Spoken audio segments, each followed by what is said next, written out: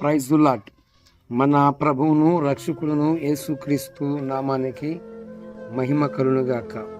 ఆయా ప్రాంతాల నుంచి, ఆయా రాష్ట్రాల నుంచి, ఆయా దేశాల నుంచి ఈ రీతిగా మరి నాతో కలిసి దేవుణ్ణి మహిమపరుస్తున్న విధానాన్ని బట్టి ఆ ప్రభు వారికి మహిమ కలుగునుగాక. ప్రభువునందు దేవుని బిడ్డలారా, ముందుగా నా హృదయపూర్వకమైన వందనాలు తెలియజేస్తున్నాను. మరి ఈరోజు అనేక రకాలుగా చాలామంది చాలా విధాలుగా మాట్లాడటము మనం వింటున్నాం. మరి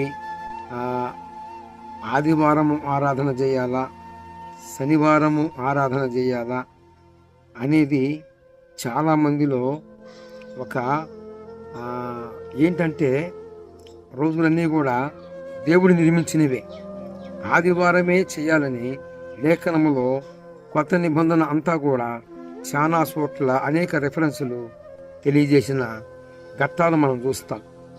అయితే ఈ శనివారము ఆరాధన అనేది మరి క్రీస్తుకి సాదృశ్యంగా లేదు. ఎందుకంటే క్రీస్తు ఏ సంకల్పమును బట్టి, ఏ ఉద్దేశమును బట్టి తండ్రి అధిష్టాన్ని నెరవేర్చాలని ఆయన ఏ రీతిగా భూమి మీదకి వచ్చాడో అది అంతా కూడా నెరవేర్చడానికి ఆనాడు ఒక నిబంధనగా, పాత నిబంధన శనివారం అని రాయబడలేదు. కానీ ఏ కారణాన్ని బట్టి శనివారం అని అంటున్నారు? విఘ్నులు ఆలోచించాలి. మత్తయి సువార్త 28వ అధ్యాయంలో ఆ ప్రారంభ వచనాలలోనే, విశ్రాంతి దినము గడిచిపోయిన తర్వాత ఆదివారము నాడున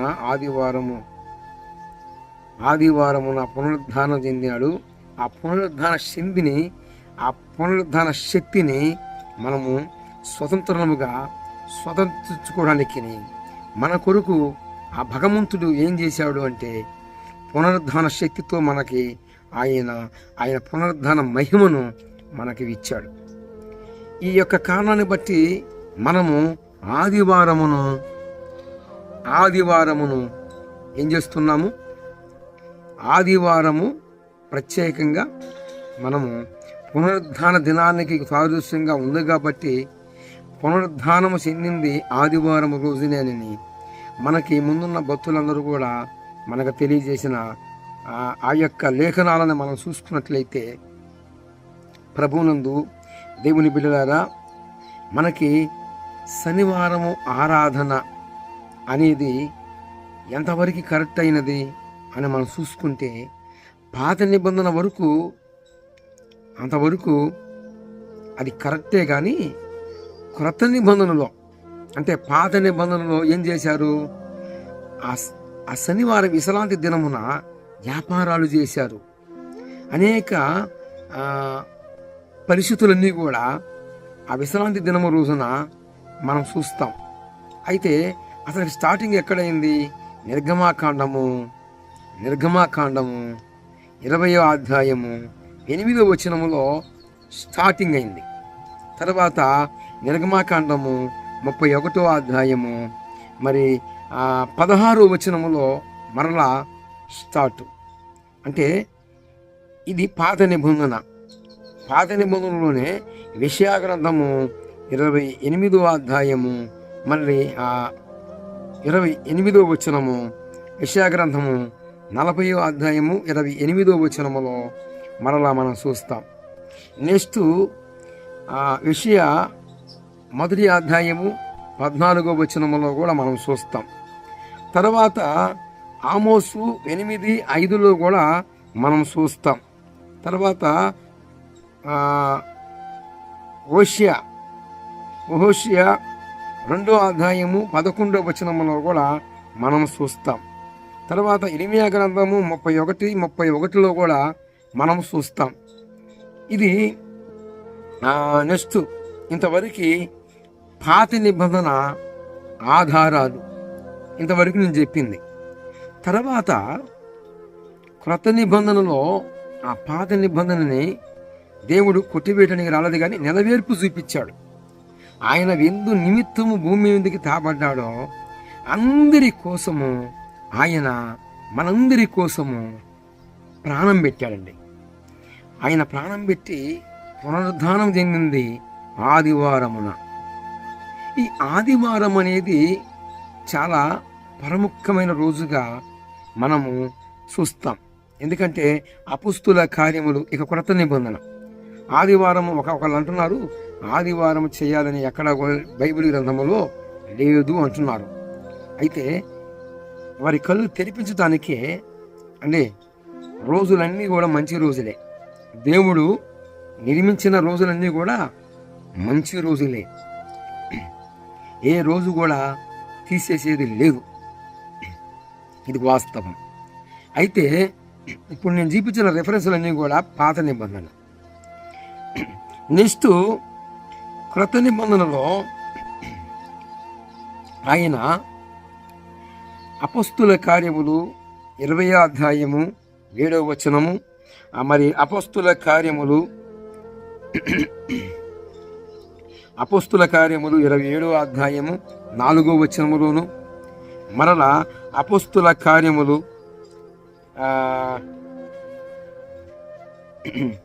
తర్వాత 1 కొరింథీ పత్రిక 16వ అధ్యాయము 2వ వచనములోను, అలాగనే మరలా ఎబ్రీ పత్రిక 10:22లోను, నెక్స్ట్ మరలా అపొస్తలుల కార్యములు 27వ అధ్యాయము 4వ వచనములోను, ఇంకా యోహాను సువార్త 14వ అధ్యాయము 19వ వచనములోను, ఇవన్నీ కూడా ఆదివారానికి సంబంధించినవి. రెఫరెన్స్లు అన్నీ కూడా ఆదివారానికి సంబంధించినవే. అయితే ప్రభునందు దేవుని బిడ్డలారా, ఈ రెఫరెన్స్లు అన్నీ కూడా కొత్త నిబంధన.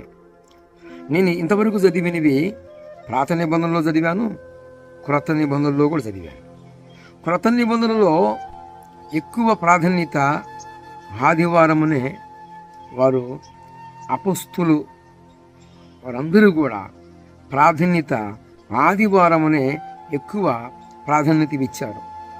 ఎందుకంటే అందరికీ విశ్రాంతి రోజుగా, అందరూ జాబ్ వాళ్ళు కావచ్చు, జాబ్ చేయని వాళ్ళు కావచ్చు, అన్ని రకాలుగా అన్ని విధాలుగా ఉన్న వారందరూ కూడా మరి 6 దినాలు కష్టపడి మరి 7వ దినాన ఏం చేస్తున్నారు అంటే వారు విశ్రాంతి తీసుకుంటారు, స్థలస్నానం చేస్తారు, శుభ్రంగా వారు యేసుప్రభు వారిని నమ్ముకున్న వారైతే యేసుప్రభు యొక్క మందిరానికి నడిచే అవకాశం ఉంటుంది. అయితే ప్రభువునందు దేవుని బిడ్డలారా, ఇంతవరకు నేను చూపించినవన్నీ కూడా కొన్ని పాత నిబంధనలు చూపించాను, కొన్ని క్రొత్త నిబంధనలు చూపించాను. అయితే రోజులన్నీ కూడా మంచి రోజులే. దేవుడు నిర్మించినవి చెడ్డ రోజులని కీడు రోజులని లేదు, మనుషులు మాత్రమే నిర్మించుకున్నారు. దినవృత్తాంత గ్రంథము 16వ అధ్యాయము 23వ వచనములో రక్షకుడి యొక్క నామాన్ని ఏం చేయాలి? అనేకులు ఎదుటికి తీసుకెళ్ళి ఘనపరచాలి. మరణమును, రక్షకుని యొక్క మరణము గురించి అనేకులకు తెలియజేయాలి. ఎప్పుడు దాకా? క్షణక్షణము, దినదినము రక్షకుని నామాన్ని ఘనపరచాలి, ఆయనని మహిమపరచాలి, కృతజ్ఞతాస్తుతులు చెల్లించాలి, విడదగగా విజ్ఞాపనల వివేచనలు చేయాలి. అయితే ప్రభువునందు దేవుని బిడ్డలారా, రోజులన్నీ మంచివే, కానీ మనకి మోడలు పౌలు భక్తుడే. పౌలు మాత్రమే ఒక మాదిరి చూపించాడు. నేను క్రీస్తును పోలి నడుచుకున్నాను, మీరు నన్ను పోలి నడుచుకోమన్నాడు. అయితే అన్ని విధాలుగా మనకి మోడలు, మనకి ఆధారము ఫస్ట్ సృష్టికర్త, నెక్స్ట్ పౌలన్నే మనకి మాదిరి. కాబట్టి ప్రభువునందు దేవుని బిడ్డలారా, నేను ఇంతవరకు చెప్పిన రెఫరెన్సులు కొత్త నిబంధనలో చెప్పాను. అంటే ఆదివారానికి దగ్గరగా ఉన్న రెఫరెన్సులు అన్నీ కూడా. మరనాడు పోవలసి ఉండగా పౌలు అపొస్తలుల కార్యములు 27లో మరనాడు పోవలసి ఉండగా, అంటే మరనాడు అంటే సోమవారం నాడు, ఆదివారమున వారు రొట్టె విడిచడానికి కూడుకున్న తర్వాత ఇక టైం లేదు, ఆ రాత్రి అంతా ఇక చెబుతూనే ఉన్నాడు పౌలు భక్తుడు. నిద్రమొత్తుతో ఒకడు 3వ స్టేర్ నుంచి కింద పడితే మరలా అతన్ని బతికించుకోవడం పౌలు భక్తుడు మరలా ప్రసంగం స్టార్ట్ చేశాడు. ఐతుక్కు అని పేరు. ఈ ఐతుక్కు అనేవాడు 3వ స్టేర్ నుంచి కింద పడ్డాడు నిద్రమొత్తులో. ప్రభునందు దేవుని బిడ్డలారా, క్రొత్త నిబంధనలో చూపించినవన్నీ కూడా ఆదివారమని చక్కగా సాక్ష్యం ఇచ్చింది. రోజు ముఖ్యము కాదు, దేవుని మాట ముఖ్యం. ఇక్కడ దినవృత్తాంత గ్రంథములు 16వ అధ్యాయము 23వ వచనములో ప్రభువారు యెహోవా అంటున్నాడు ఏమని? ఆయన నామాన్ని గణపరచాలి, ఆయనని గణపరచాలి. ఆయన మరణమును గురించి అనేకులకు తెలియజేయాలి. రక్షకుని గురించి తెలియజేయటమే ఆయన రక్తములో కడగబడిన మన భారము, మన బాధ్యత. మన మీద ఆయన ఒక భారం పెట్టాడు. క్రీస్తునందు మరి అనేక రకాలుగా శనివారమా ఆదివారమా అనే దానికి ఒక చక్కని క్లారిటీ మనం తెలుసుకున్నాం. రోజులు ముఖ్యము కాదు, దేవుని మాట ముఖ్యం. ఆచారాలు ముఖ్యము కాదు, దేవుని యొక్క వాక్కు ముఖ్యం. దేవుడు మనతో ఏం పంచుకుంటున్నాడో, మనల్ని ఎలాగ ఉన్నాడో అనే సంగతి ముఖ్యం. హాల్ నైట్ శనివారమే మరి ప్రతి సాట ఉంచుకొని ఆ శనివారాన్ని ఎంచుకొని తర్వాత నెక్స్ట్ ఆదివారం ప్రభు బల్లారాధన సంస్కారంలో పాలుబందులు పొందుతారు. అంటే ఇక్కడ సార్వత్రిక సంఘములో కూడా శనివారం ఆన్లైట్ని ప్రకటన చేసుకున్నారు. మరనాడు పునరుద్ధాన దినాన్ని స్వతంత్రించుకోబోతున్నారు. అంటే దేవుడు ఏది చెప్పాడో మన మీదికి పునరుద్ధాన శక్తి, ఆయన పునరుద్ధానం చెందాడు. ఏ రోజున? ఆదివారమునే అని నేను చూపించిన రెఫరెన్సులు ఇంకా బోర్డులు ఉన్నాయి. మెట్టికి కొన్నే చూపించాను, కొన్నే మీ దృష్టికి తీసుకొచ్చాను. ఆదివారమే ఆరాధన చేయాలని క్రొత్త నిబంధనలో కొన్ని రెఫరెన్సులు చూపించాను. మరి పాత నిబంధనలో కొన్ని రెఫరెన్సులు చూపించాను. అది పాత నిబంధన ప్రకారముగా ఆనాడు యేసు ప్రభు వారు యెహోవా స్థానంలో ఉన్నప్పుడు యెహోవాగా ఉండి ఆ మహోన్నతుడు ఏం చేశాడంటే కాలక్రమములో ఇప్పుడు ఆమోసు గ్రంథం చూసుకున్నా, హోషేయ గ్రంథం చూసుకున్నా, ఇక్కడ వ్యాపారం మొదలుపెట్టారు వాళ్ళు. విశ్రాంతి దినమున తండ్రి ఆలయంలో వ్యాపారాలు చేస్తున్నారట. ఈ యోతువును బట్టి ఇక విశ్రాంతి దినము శనివారం వస్తే చాలు అక్కడ వ్యాపారము కోసము కొట్టుకోవటము, గుద్దుకోవటము, తన్నుకోవటము, అలాగ రకరకాలైన కార్యకలాపాలకి దేవుని విశ్రాంతి దినము అలాగా ఆచారబద్ధంగా వాళ్ళు చేస్తున్నారు. అందుకే గలతీ పత్రికలో ఒక చక్కని మాట చెప్పాడు. గలతీ పత్రిక 4వ అధ్యాయములో మనకి ఒక చక్కని మాట ఉంది. ప్రభు నందు దేవుని బిడ్డలారా, ఏంటయ్యా ఏముంది అంటే ఆయన అంటున్నాడు, ఆచారబద్ధంగా మీరు చేయవద్దు. ఆచారాలు బద్ధంగా మీరు చేయవద్దు. గలతీ పత్రిక 4వ అధ్యాయము 10వ వచనములో అంటాడు, ఆచారబద్ధంగా చేయవద్దు.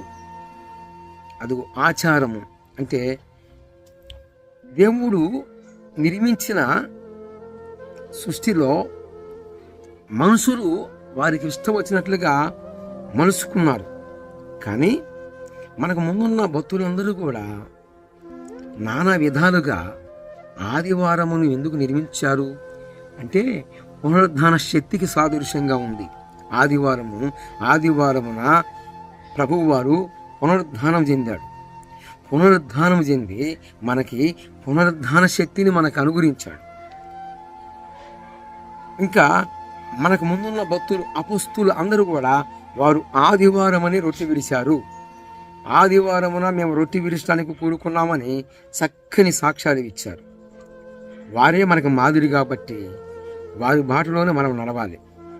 కాబట్టి ఆచారబద్ధంగా ఉండకుండా దేవుడు చెప్పిన మాటలకు విధేయులై, దేవుడు మన ఎడల ఎలాగ ప్రేమ కలిగి ఉన్నాడో మనము ఎలాగ ఉండాలో అనే విధానాన్ని ఒక్కసారి చూసుకొని ఎవరికి వాళ్ళు పరిశీలించుకొని ఈ సెవెంత్ డే వాళ్ళ యొక్క బోధ ఎలాగ ఉంటుందంటే ఏమండి, ఆదివారం అని ఎక్కడా లేదు అంటారు. మరి ఈ రిఫరెన్స్లన్నిటికీ ఆధారం మరి ఏం చెప్తారు? ఆన్సరు నేను చూపించిన ఈ రిఫరెన్స్లన్నీ కూడా మరి మీరు మరి ఎలాగ చెప్తారు? నాకు క్వశ్చన్ ఇచ్చాను, మరి నాకు సమాధానం ఎలాగ చెప్తారు?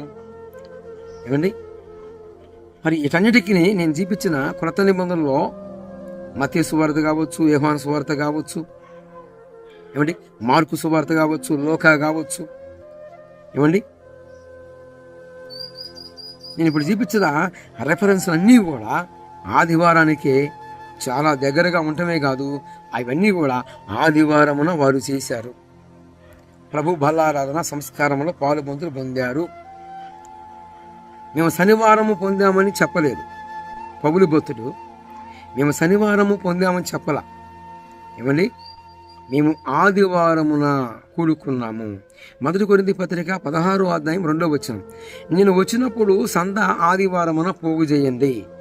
సంఘములో వాళ్ళందరూ కూడా పేద బిక్కి అన్న వారందరూ కూడా మరి సక్రమంగా ఉన్నట్లుగా మరి ఆదివారమున సందా పోగు చేయమన్నాడు. ఏం చెప్పాడండి అంటే ఆదివారమున కూడుకుంటారని అర్థం. మరి విశ్రాంతి దినమని ఈ సెవెంత్ డే అధ్యక్షులు చాలా మొత్తుకుంటున్నారు కదా. మరి దానికి లేఖనాలు మరి ఇంకా కొన్ని మించన చేయలేదు, చెప్పిన వాటిలో కొన్ని ఉన్నాయి. సంఖ్యాకాండము 15వ అధ్యాయము 32వ వచనములో అరణ్యములో ఇశ్రాయేలులో ఒకడు కట్టెలు వేరుకుంటున్నాడు. వాడు కట్టెలు వేరుకుంటుంటే ఇశ్రాయేలు ప్రజల్లో కొందరు చూసి మోషే అహరోను కాడికి తీసుకెళ్తారు. అయితే సర్వ సమాజం ఎదుట వాడిని రాళ్లతో కొట్టి చంపేస్తారు. ఇప్పుడు ఈ సెవెంత్ డే వాళ్ళని నేను ఒకటి అడుగుతున్నానండి, మీ కుటుంబాలలో పరుపులు మడతీరా? చిన్న పాపలకి ఆహారం సిద్ధపరచరా? మరి వాడు అరణ్యములో కట్టెలు వేరుకునేవాడిని మరి రాళ్లతో కొట్టి ఎందుకు చంపేశారు? మోషే ధర్మశాస్త్రం అన్నారు కదా. ఏమండి, మీ అనుకూలతమైనట్లుగా మలుచుకుంటారా? ఇంకా ఇంకా ఇంకా రాళ్ళు పోసుకోవాలి. శనివారం గనక ఆచరిస్తే ఇదిగో నేను చెప్పిన ఈ మాటలన్నీ కూడా ఉన్నాయి. సంఖ్యాకాండము 15:32లో వాడిని తీసుకెళ్ళి ఏం చేశారు? రాళ్లతో కొట్టి చంపేశారు. ఇక అంత మాత్రమే గాక ఇంకా ఇర్మియా గ్రంథము 17వ అధ్యాయము 21వ వచనములో దేవుడిచ్చిన కట్టడలు, విశ్రాంతి దినమున ఒక చిన్న తెపాలు కూడా మొయ్యకూడదు, ఒక గ్లాసు కూడా మొయ్యకూడదు. మరి విశ్రాంతి దినమున శనివారం రోజున ఉదయకాలమునే అలాగనే లేచి అలాగనే పోయి ఉంటున్నారా? మీరు మీ కుటుంబాల్లో పసిపిల్లలకి ఆహారం వండి పెడతలేదా? ఏమండి, ఆచారబద్ధంగా చేయవద్దు అన్నాడు. అది యేసు ప్రభు వారు స్పష్టంగా విశ్రాంతి దినాన్ని మీరిపోయాడు. యోహాను సువార్త 5వ అధ్యాయంలో ఒక పక్షవాత రోగిని బాగు చేయటమే కాకుండా ఆయన నేను తండ్రి నా వలనే ఉన్నాడు, నేను తండ్రిలో ఉన్నానని, మేము మీ ఏరువేరు కాదు, మేమిద్దరమే ఒకే శరీరమై ఉన్నాము అని చెప్పి నా తండ్రి ఇదివరకే పని చేస్తున్నాడు, నేనును పని చేస్తున్నాను అని చెప్పటమే కాక విశ్రాంతి దినాన్ని మీరిపోయాడు. ఇక ఏమండి, పెళ్లి కొడుకు లేనప్పుడు పుటోబు కావాలి, పెళ్లి కొడుకు ఉన్నప్పుడు పుటోబుతో పని ఏముందండి? పెళ్లి కొడుకు లేనప్పుడు పుటోబు కావాలి. అసలు పెళ్లి కొడుకే వస్తే కాదు పుటోబు కావాలంటే అది ఎంత సోద్యమో. సృష్టికర్తే మానవ అవతారం ఎత్తి మనిషిగా భూమి మీదకి వస్తే ఇంకా మోసే పెట్టిన ఆ ఆచారములను ఉంటే ఎలాగా? అది ఆయనే నిర్మించాడు, ఆయనే మరలా వచ్చి మీరిపోయాడు. ఎందుకు? ఆచారబద్ధంగా ఉండకూడదని. నేను చెప్పిన ఈ మాటలన్నీ కూడా మరి మీ యొక్క ఇళ్లలో నేను అడుగుతున్నాను, సెవెంత్ డే వాళ్ళ ఇళ్లలో సెవెంత్ డే స్థాపించారు కదా, ఆ సంఘములో వాళ్ళు లేకపోతే మందిరానికి వెళ్తున్నారా? ఇంట్లో ఏమన్నా క్లీన్ చేసుకోవట్లేదా? ఏమి చేయట్లేదా? పరుపులు ఎత్తటం కానీ అలాగనే ఎక్కడున్నా అక్కడే వేసి మరి పిల్లలకి టిఫిన్ వండి పెడతారు లేదా? ఎంత సోద్యం అండి. ఇక్కడ కట్టడలు మేరకూడదు, అలా మీరితే కంకరాలు పోసుకొని కొట్టుకోవాలి. నేను చెప్పాలా, లేఖనమే చెప్పింది. ఏమి లేఖనం చెప్పింది? సంఖ్యాకాండము 15:32. ఆ అరణ్యములో కట్టెలు ఏరుకునేవాడు మరి అన్నానికే కదా ఏరుకుంది. ఆ కట్టెలు ఏరుకుంది ఎందుకు? అన్నం అనుకోవడానికే కదా. మరి ఆయన ఏం చేశారు? రాళ్లతో కూడా చంపారు. మరి ఇప్పుడు 7th డే వాళ్ళు ఆ సంఘంలో వాళ్ళు ఆహారం సిద్ధం చేసుకోవట్లేదా? శనివారం సిద్ధం చేసుకోరా? పిల్లలకి టిఫిన్ వండి పెట్టరా? ఏమండి, ఏమిటండి, ఎక్కడికి పోతుందండి సమాజం? కాబట్టి ఆచారబద్ధంగా ఉండకూడదని పౌలన్నా కూడా 1 కొరింథీ పత్రికలో మేము ఆదివారం రొట్టె విరిస్తానికి కూడుకున్నామన్నాడు. మళ్ళా తర్వాత గలతీ పత్రికలో 4:10లో ఆచారబద్ధంగా చెయ్యవద్దు అన్నాడు. ఏదో ఫార్మాలిటీకి వచ్చి దేవునితో అనుసంధానం లేకుండా ఏదో వచ్చాం పోయాం అన్నట్టు కాకుండా ఆయన పునరుద్ధాన శక్తిని అందరూ కూడా పొందుకోవాలనేదే యేసు ప్రభు వారి యొక్క ఆశ. అందుకే ఆయన ప్రాణం పెట్టాడు. అందుకే మన బలహీనమని ఆయన బలాన్ని మనకిచ్చాడు. కాబట్టి ఇకనైనా కళ్ళు తెరవండి. ఇది 7th డే వాళ్ళకి కౌంటర్ అనుకోవచ్చు, వాళ్ళకి కనుమిప్పు అనుకోవచ్చు, కనుమిప్పు కౌంటర్ అనుకోవచ్చు. ఎందుకంటే ఇన్ని రెఫరెన్సులు ఉన్నాయి. ఆదివారానికి జతైన రెఫరెన్సులు, ఆదివారమున చేశామన్న ఎవిడెన్స్, ప్రూఫ్ మీకు రెఫరెన్సులు అందించాను. కాబట్టి ప్రభునందు దేవుని బిడ్డలారా, మరి ఇకనైనా కళ్ళు తెరవండి. రోజులన్నీ మంచివే. 1 దినవృత్తాంత గ్రంథము 16:23. నీ ఓపికంటే ఎప్పుడు స్తుతించినా, ఎప్పుడు ఆయనను ఆరాధించినా ఆయన నీ మొర ఆలకిస్తాడు, నీ ప్రార్థన వింటాడు, నీ విజ్ఞాపనలకు చెబుగుతాడు. నీ ఓపిక సాయిచు నీది. కాబట్టి ప్రభునందు దేవుని బిడ్డలారా, రోజులన్నీ మంచివే. కాబట్టి మనం ఎంత ప్రాధాన్యత ఇస్తున్నామనేది భక్తుల చెప్పిన ఆ మార్గములు ఎలా నడుస్తున్నామో చూసుకోవాలి.